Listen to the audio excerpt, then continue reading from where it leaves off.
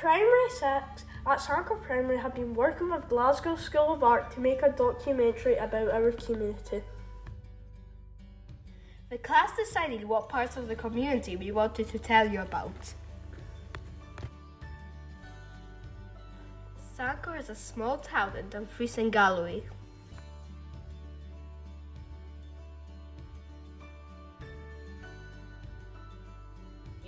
Sanquhar is a friendly place with friendly people and lots of beautiful countryside.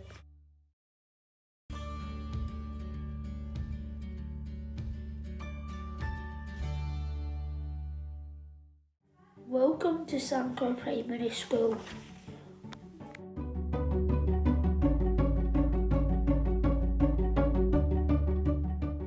We have a lot of joyful members in our staff.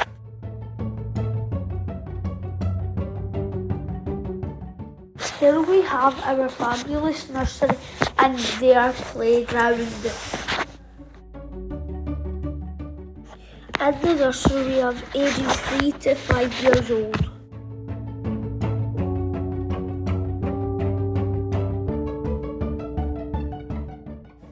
Mr. Beauty is our head teacher.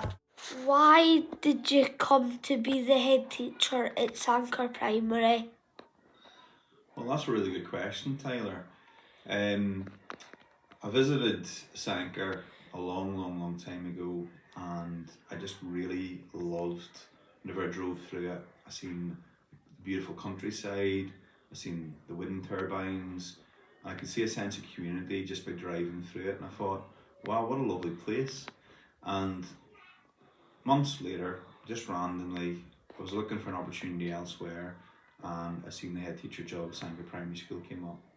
And my friend who works for Dumfries and Galloway Council, I rang him and I said, look, I've seen this job, it's a beautiful place. And I said, what do you think about the job of head teacher there? And he said to me, Mr. BT, he said, this is a tremendous community. He used to be a teacher at Sanquhar Academy, so he knew the area well as well. He said, this is just a perfect fit for you and for the school. And here we are.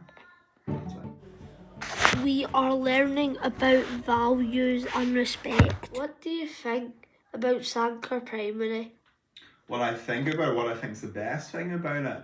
Now this is our second shot at this one, because the first time I asked it, I said that Tyler was the best thing, which is true because I believe that Tyler and every single child in this school is the best thing about Sanquhar Primary School. And I love the staff.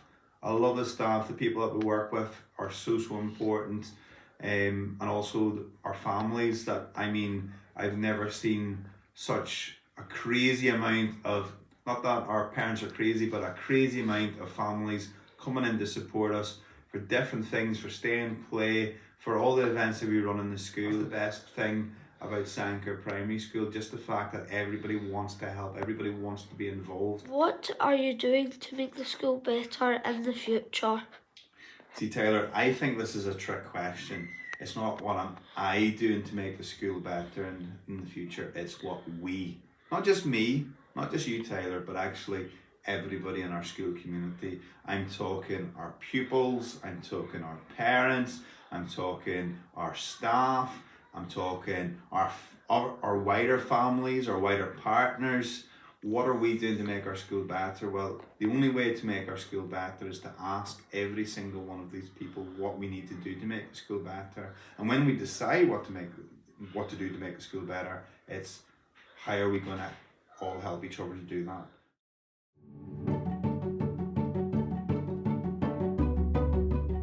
This is the new equipment that we've got in our playground. For example, this year we've tried to look at how we belong, the things we do to kind of make us feel part of Sanquhar Primary School. And I hope in that short time, Tyler, you felt that you belong more at Sanquhar than you ever have done before. We've also looked at how we include people, and we also have looked at how we can get better at our learning as well. And there's little things. We turned off the bells, and that was tough because we've always had bells. We've changed a few things, and that's the way it's always been done. but actually these things that we have changed have been for the better, and it's made the school much better. For example, you're videoing on an iPad just now. These iPads weren't here last year. So we are making improvements every single day, and our future is very, very bright.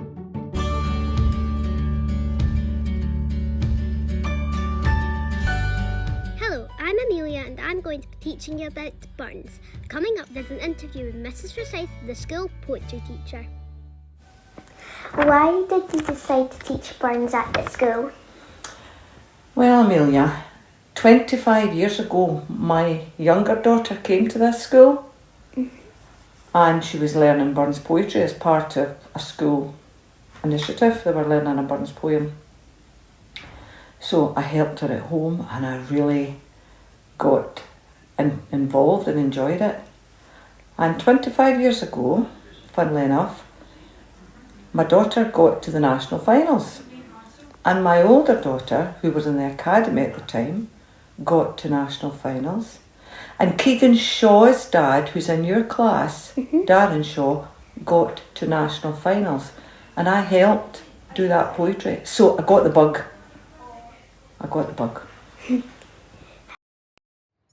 Now, Young Burns champion Keegan Shaw will be reciting At Wigham's Inn. At Wigham's Inn by Robert Burns. Envy and thy jaundiced eye, through this window chance to spy. To thy sorrow thou shalt find all that's generous, all that's kind. Friendship, virtue, every grace, dwelling in this happy place. Thank you. Recently, Keegan has been at a Burns competition in Dumfries and has won Best Overall Reciter for Primary and Secondary, Best Primary Reciter, Best Overall Primary Pupil, Best P6 and 7 Reciter. Sanquhar Primary has a history of performing well in both local and national Burns poetry competitions.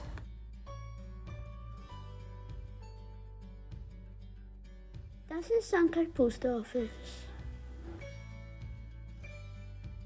The post office predates the second oldest in Stockholm, Sweden by 8 years, while the third oldest in Santiago, Chile opened in 1772. By the shop online with Sanquhar pattern designs, your parcel is sent from Sanquhar Post Office, the Guinness World Record holder for the oldest working post office in the world. These are all the postmasters of Sanquhar Post Office ever since it opened in 1712. The post office started as a change house. Abraham Crichton passed on ownership to his nephew James Crichton and his wife Jane Barry. Founded in 1895, the National Trust for Places of Historical Interest or Natural Beauty seeks to ensure that the heritage of historical buildings and natural features of England, Wales and Northern Ireland is preserved for present and future enjoyment. The Trust is an independent charity relying on donations and bequests and the support of over 900,000 members and the public. This is what the post office workers used to tell the cost of stamps when the post office first opened. It's been modernised because of the repair over the years. I mean, over 300 years old now, 312 years. Outside, the stables are still there, intact, but there's a lot of damp. So, what's it like working at the world's oldest post office? Well, I feel good about that.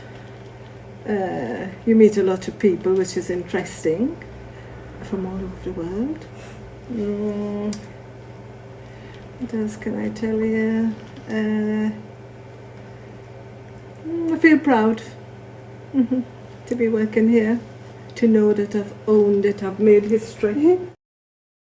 Sanquhar Post Office is currently up for sale for the price of £250,000 because the owners want to retire. Even if a new owner can't be found, it will always remain a post office.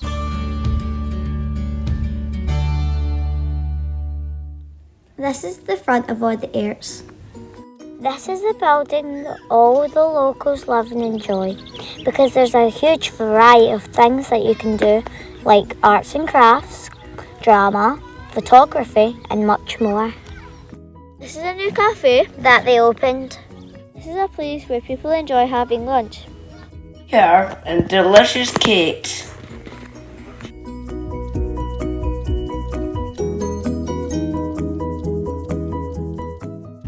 This is all the Earth's back garden. This is where people will be able to eat during the summer. This is a vlog from All the Earths. She told us when All the Earths first started and answered some more questions.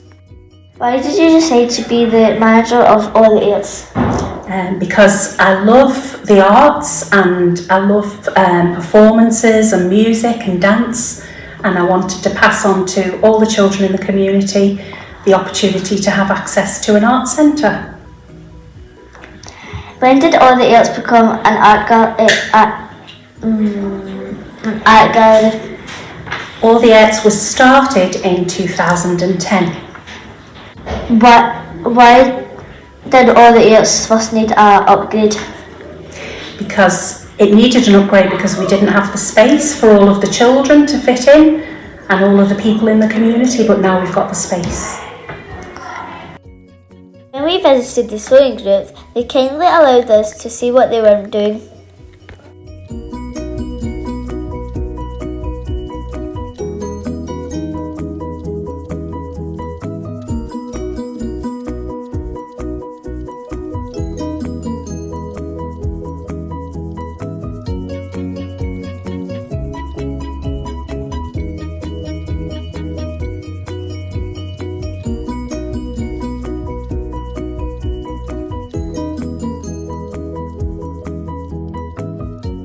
In the gift shop, you can buy a variety of different things.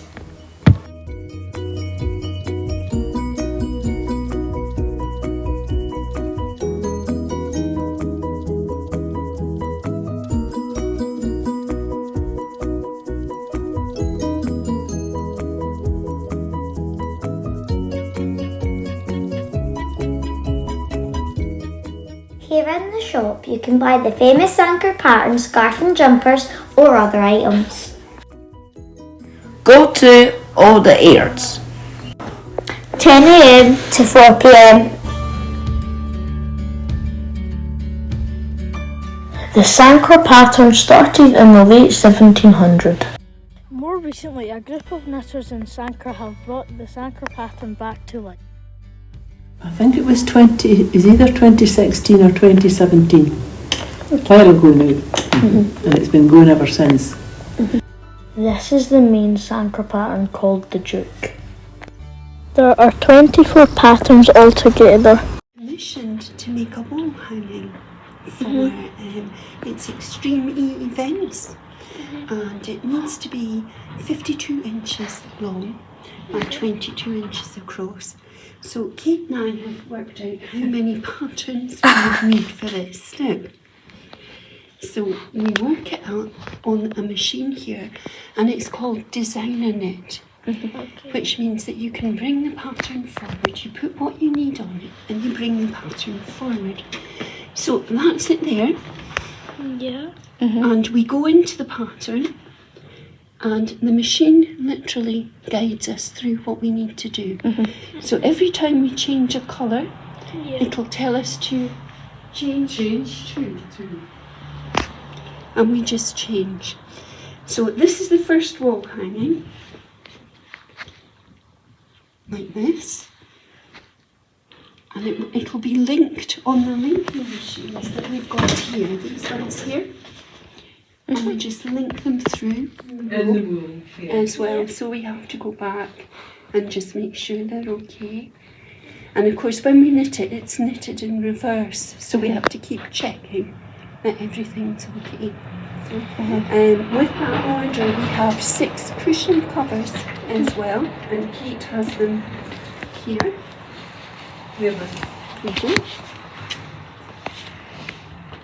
That's the cushion covers. Wow. The machine tells us what to do, and we just have a few problems every now and again with the yarn, and maybe the yarn breaks. machine. What takes 10 minutes by hand takes 1 minute on the machine. The Sanquhar pattern is not just one pattern design, but a variety of patterns. riding of the marches. Normally, 100 or so horses gather up to Ride around the marches. Every year there's a parade. with horses and themed lorries. We interviewed Norman Burns.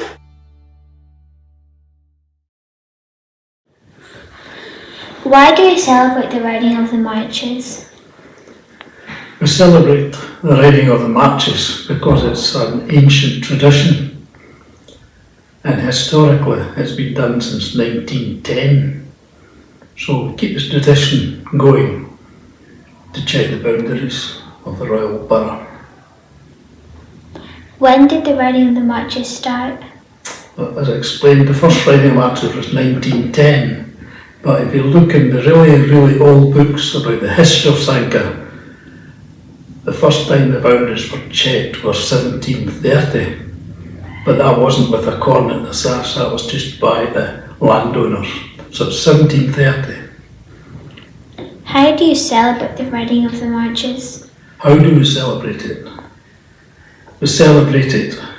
We have 10 days of festivities, but we celebrate it. The main day is on the Saturday, nearest the 18th of August every year.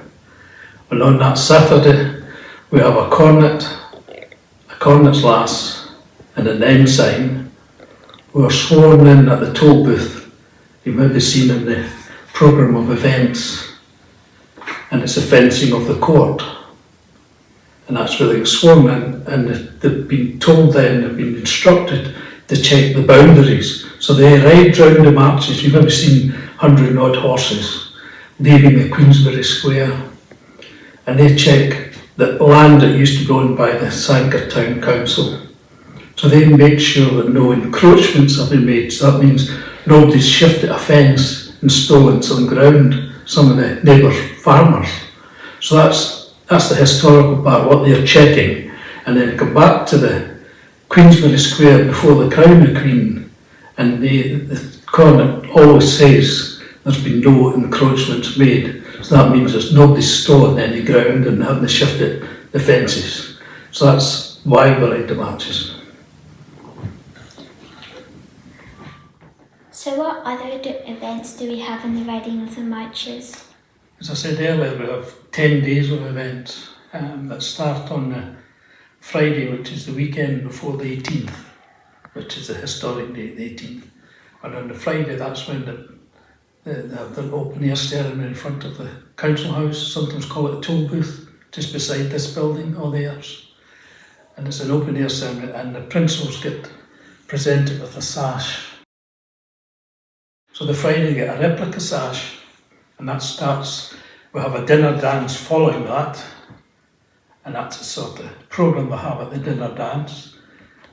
And we have a toast to the Royal Borough and various things on there, and we'll have a dinner. And the back of that programme, it lists all the cornets, lasses, ensigns that's been since 1910.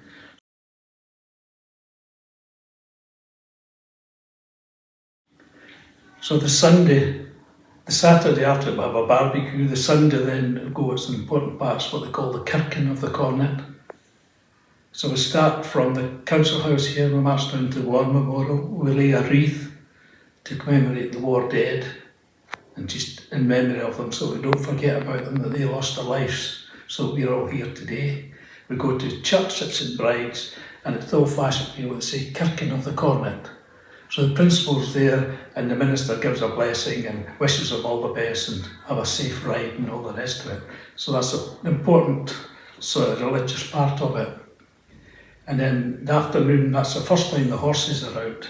So the horses go round the town at 3:30, and you maybe see about 90 horses. It's not the full complement of them.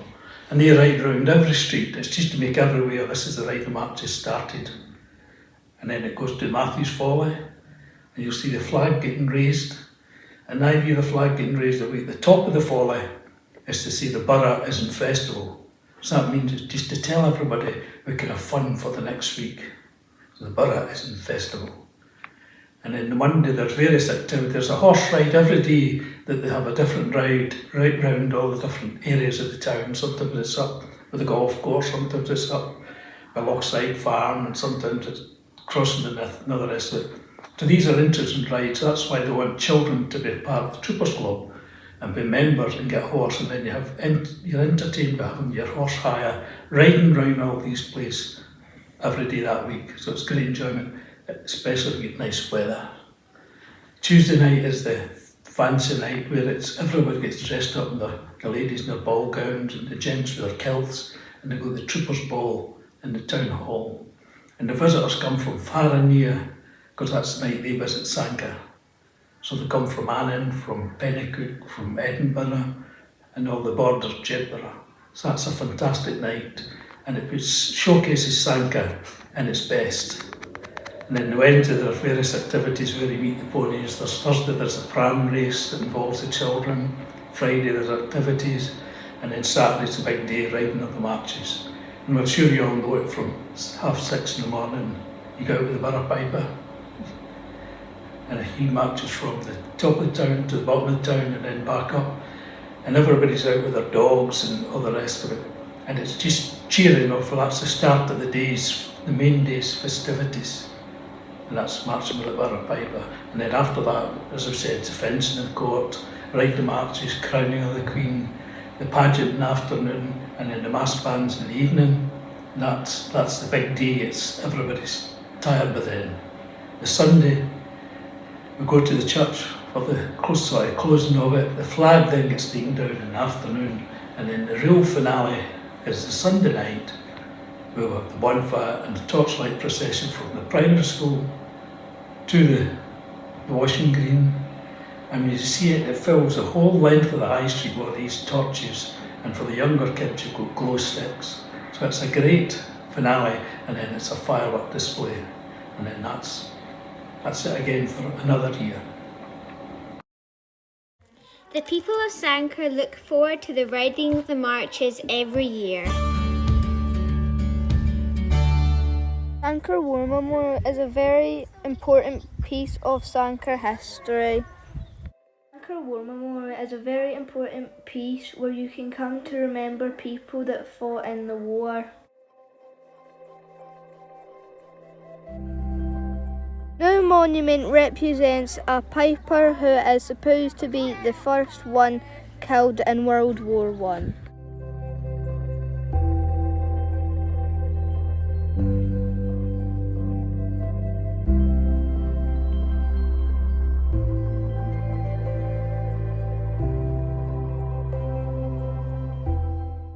We remember people in the war with these stone carvings on the wall.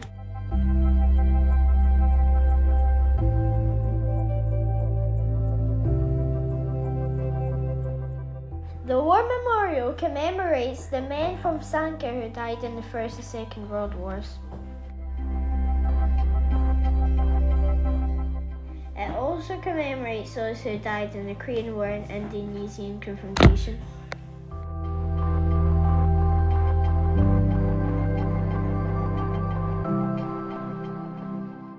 This is a very important piece of Sanquhar.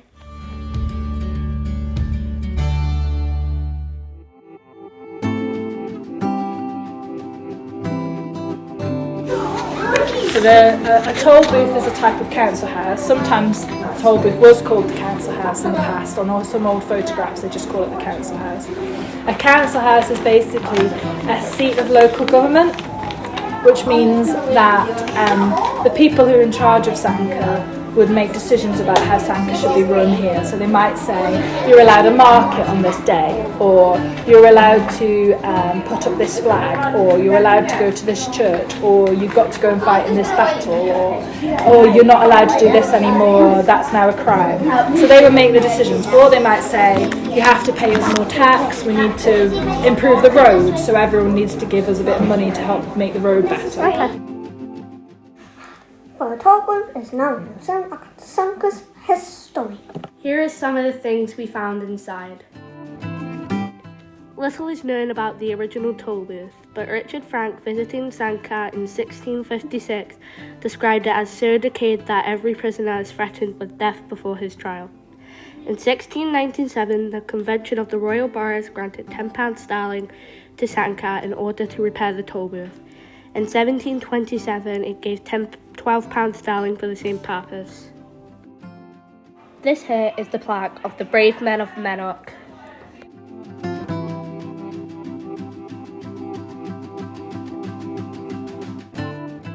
There were two jails in this building. One on the second floor, the old clock tower, was so insecure. Prisoners could leave via a skylight at will. Outside the door are the original jogs, which were used to fasten prisoners to the building. An iron collar was put around the prisoner's neck, which was then padlocked to the ring. Where the offence caused public indignation, the prisoner was often pelted with bag eggs or refused. The last time it was used was in the 1820s, when the unfortunate man, a housebreaker, was so small that he had to stand on a stone so that the collar reached the ring. He had to stand there for 2 hours a day, for 3 days, one of which was a fair day.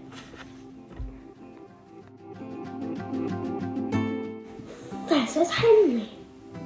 He was arrested for stealing a mischievous dog. He set fire to some straw in his sack. The fire spread more quickly than he had bargained for, and he narrowly missed being burnt alive. Example of a prisoner. He looks like quite a poor prisoner actually, based on his clothes and based on his food that he's got and his bedding. If you're a bit richer, you could pay to have better things. This face is from Henry's room. This face is mysterious. But this was the prison cells, and then the prisoners would be allowed out in here to get a bit of exercise, just to keep walking, to keep fit and active. Inside of a clock tower.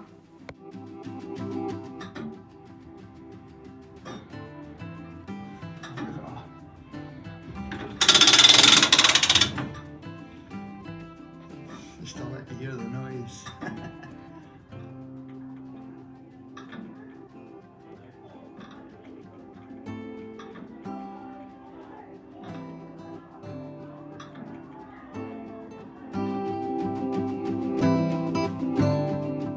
If you want to learn about Sanquhar, come and visit the toll booth. Sanquhar Castle! At the moment, Sanquhar Castle, you can get to it from the A76, which is your main high street, through Sanquhar itself.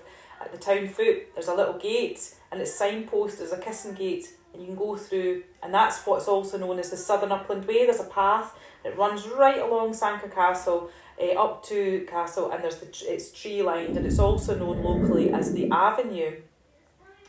And actually, in years gone by, that would have been the main entrance up to Sanquhar Castle, and it's surrounded by a moat, so there probably would have been a bridge at some point. It's not there anymore, and that's how they would get up to the castle. But now, as I say, it's a path, everybody walks it, it's the Southern Upland Way, and locally it's known as the Avenue, tree-lined Avenue. Claudia Banks is a development officer in Sanquhar Enterprise Company. Claudia Banks and other development officers have made a community action plan in the book. It has information about Sanquhar Castle. The deer dike runs around Sanquhar. Here's a picture. And keeps it. The deer dike keeps the deer from jumping over and getting into a different ground. When was the exact date Sanquhar Castle was built? I don't know the exact date that Sanquhar Castle was built, but I think it was built in the 1300s, not the 1300s, said that wrong, in the 13th century. But I don't know the exact date, but it was around about that time. Has the castle had any big incident? Oh, I think Sanquhar Castle's had lots of incidents over the years. but maybe at one point, maybe around about, I don't know, shortly after the castle was built, there was the king at the time, King James, and he visited Sanquhar, and the family that owned the castle at the time, I think they were so excited that the king had come to Sanquhar that they put on such a big show for him that they bankrupted themselves. So I think that would have been quite a big thing for the town and for the castle at the time. What are the plans for Sanquhar Castle? So plans for Sanquhar Castle at the moment is really just looking at ways to preserve the castle, to promote its heritage so that we don't forget why the castle was built and who lived there and what happened there.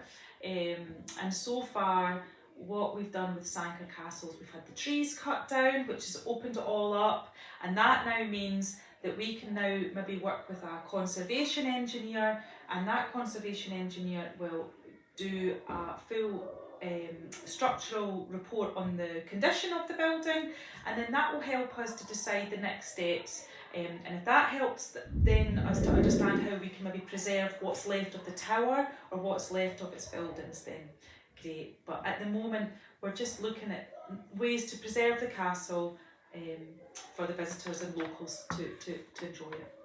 Who currently owns the land of Sanquhar Castle? So the landowner is the Bute family estate, and the Bute family estate is following on from the last Marquis of Bute, he bought the castle towards the end of the 1800s, and then when the Marquis of Bute has passed on, it's then remained in his family, and it's now the Bute family estate. We hope that Claudia's plan works so we can preserve some of Sanquhar's history, and maybe one day we can go inside.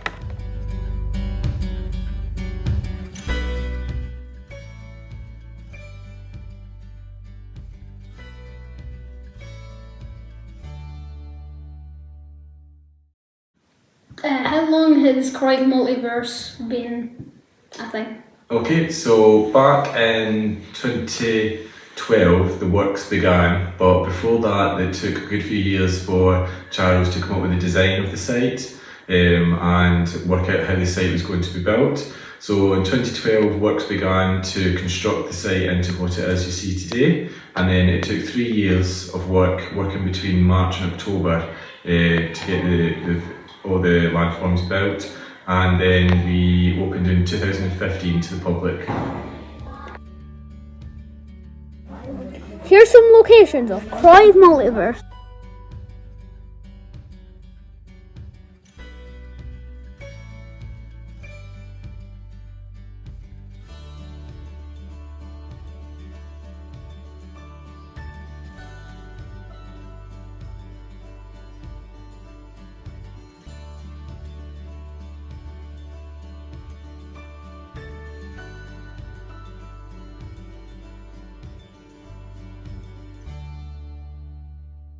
What happened to Croydon Multiverse when it was a coal mine? So quite a while ago, when the Croydon Multiverse was still being used as an open cast coal mine, they used to extract coal from the ground and from the site itself. After a while the coal ran out and it wasn't making any money, so the company that was doing it couldn't do it anymore. So they left the site, and the site returned back to the Duke of Buccleuch's ownership or his hands, and then that's when he decided to look at what else could be done with the site, and then that's when Croydon Multiverse came into existence. This is the entrance to the coal mine.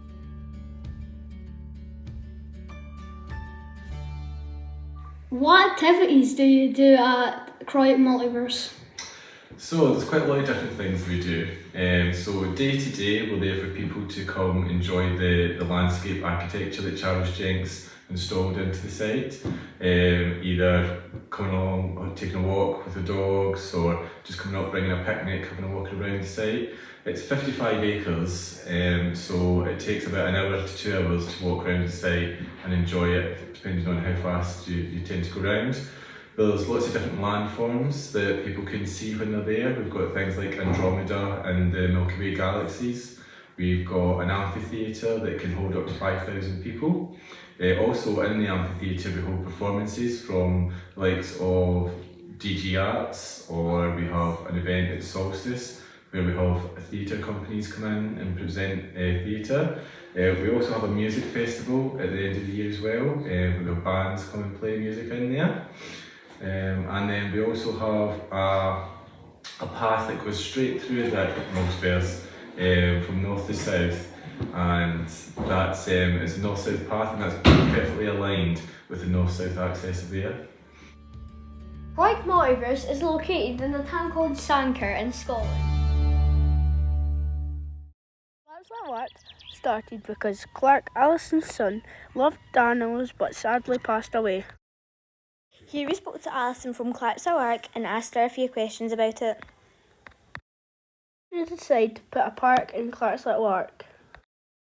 Just because people like to come and see the animals, but sometimes some families, somebody maybe likes the animals, isn't keen on the animals, so there's something else for them to do while they're there, and get a wee break for the animals if they need to have some time. How many animals do you have? Oh, counting every chicken and every guinea pig, 72. Oh, what do you have to offer at Clark's We just try to offer what people want. We asked some pupils from Sanquhar Primary what they like about Clark's I like how it's open to everyone in Sanquhar, and they've got lots of variety of animals, and they've even got a little play area for all the wee kids. I like how there's animals and toys, because if you see all the animals you can come up and there's more animals, and then for the little kids there's toys, so if the parents are busy looking at the animals, the kids can play in the toys. So I like the wee set of ponies because sometimes they bite, and I like patting them. And I like the donkeys because they're very fuzzy, and Benny and all the other goats spit at me. Done. Clark's is free. It is situated on the left-hand side, just before the Civic Amenity site, St Mary's Street.